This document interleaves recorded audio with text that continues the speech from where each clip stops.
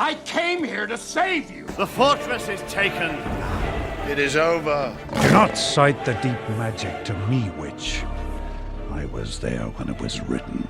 You're my only hope. We shall fight on the beaches. There will be days when we lose faith. We band of brothers. But take heart.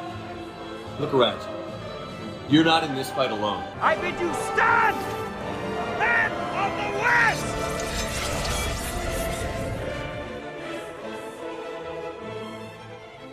Hello, everybody. This is Caleb with KingsAdvisors.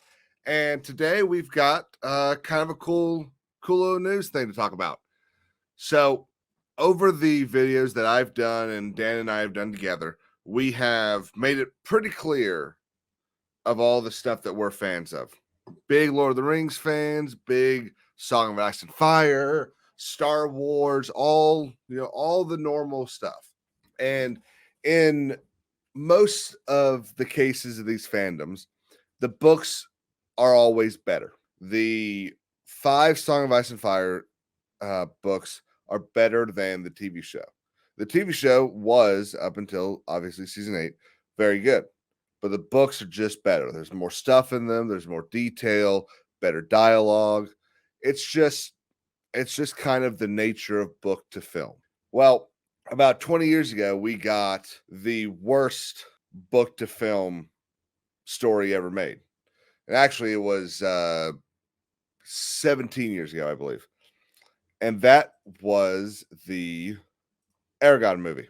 So, for anyone that doesn't know, Aragon was the first book of the inheritance cycle written by Christopher Paolini. And at the time of this release, only the first 2 books had come out. And this book this movie basically took half of the story, ended it in the movie, as if they had no plans to make a second movie at all, let alone a third and fourth. And with everything else, just ruined. I mean, even the Gidway insignia, which is the dragon mark, the mark of the dragon rider, is on the wrong hand. I mean, almost no attention to the detail. The only good part about this movie was Jeremy Irons playing Brom. Only good part. And it's the only reason I would give it anything above a 0. The fact that it has a 5.1 out of 10 baffles me. But we had these beautiful books come out. Aragon came out in 2002. The sequel, Eldest, came out in 2005. The penultimate book, Berserker, which is fire in the ancient language, came out in 2008. And then the finale, Inheritance, came out in 2011. And I love them all. I reread them every year around Christmas time. A couple years ago, I should say, in 2020, he published a kind of standalone type short story book called The Fork, the Witch, and the Worm. And what it did was it told basically 3, maybe 4 short stories that either provide information about the Urgles, which are the big horned rhino type people, or kind of continue some stories about some other characters. And it was a really kind of nice little thing to get back into this world. And a couple of weeks ago, Christopher hopped on Twitter and announced that he had some news. And it was interesting because he'd already announced the sequel to his space opera book, To Sleep in a Sea of Stars, a book that I keep meaning to read, but it just keeps getting pushed further down my list, and I feel terrible about it. But I love Paolini, so I will eventually read it. And so a bunch of people were like, okay, well, clearly this has to be a dragon book. And not only is it a dragon book, but because he announced earlier this year that he wrote 1,000 pages worth of book that will be released this year, we already know the sequel book for Fractalverse is 300 pages, which means that this dragon book is a whopping 700 pages. And I cannot to explain how happy I am about this. First, let me say what is happening. So this is what is being released. On November 7th, we get Murtagh. Just look at that. Look at Thorn behind him. That's oh my god, I forgot its name. Zarok. Zarok in his hand. It just looks beautiful. Cannot wait for this. So this, obviously, go and pre-order it if you want it. I highly recommend it. Haven't even read it yet, and I'm pretty sure I can recommend it. But to really kind of explain what these books mean to me, when I was, and let me come down here and stop sharing my screen for a second. When I was 12, I believe. I think that's 6th grade. Let's go maybe a little earlier, maybe 10 or 11. I forget what age you are and what grade. But when I was 11 years old, and I actually might have been 10 at the time, just because of how the school year goes. When I was 10 in 6th grade, we were out, playing on recess, and I got tripped, and I broke my arm, and was out of school for a couple days. And while I was out of school, my teacher gave me a book, and that book was Aragon, and I read it, in about 3 days. And I thought, this is the greatest story ever told.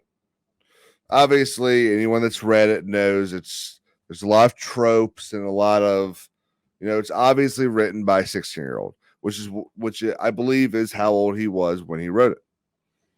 And he self-published it, and then eventually got a publishing deal. And so then my brother had already read them, so he had Eldest, and so I read Eldest, and I thought, this is the greatest story ever told.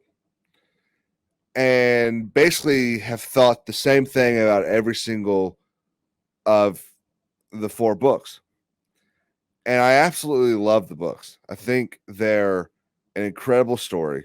Obviously, they are no Lord of the Rings. Nothing will ever approach the depth of storytelling that Tolkien put into his works. But Paolini does a very good job of telling the story that he wants to tell. And this is one of those things that, 50-year-olds probably aren't going to pick up this story for the first time. But it's a really good story for young people. And it resonates very well, to the point that I still read them to this day. I reread them every Christmas. And it just, I don't know if it's because the book starts in winter or what, but it just it feels Christmassy to me whenever I read them.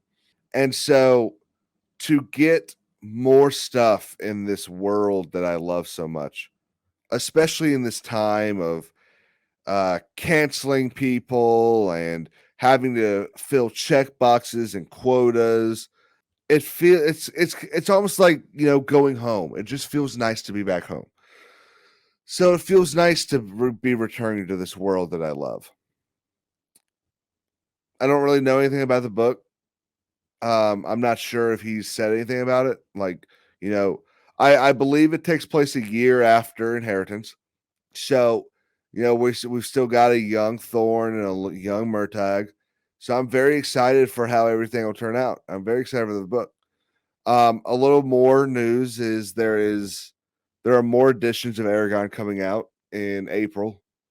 There's a signed edition from Books A Million. If you want a Christopher Paolini signed Aragon book, you can pre-order it from Books A Million. And then there's a illustrated version of Aragon coming out also on November 7th. And I'm really excited for that. I'm going to get it because I think it would be really cool to see Christopher's vision of what this world looks like. He's always said that Pelinkar Valley, which is the home of Aragon, is based off of his home of Paradise Valley in Montana, I believe. Montana. So it would just be really kind of cool to see his thoughts. He's not illustrating it, but it's my understanding that the author checks off the illustrations. So I'm very excited for this. I hope a bunch of other people share my excitement.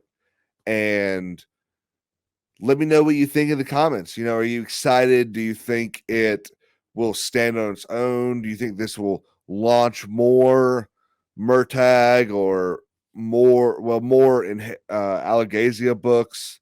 And yeah, you know, as always, you know, like and subscribe, click the bell, follow us on Twitter at KingsAdvisors _.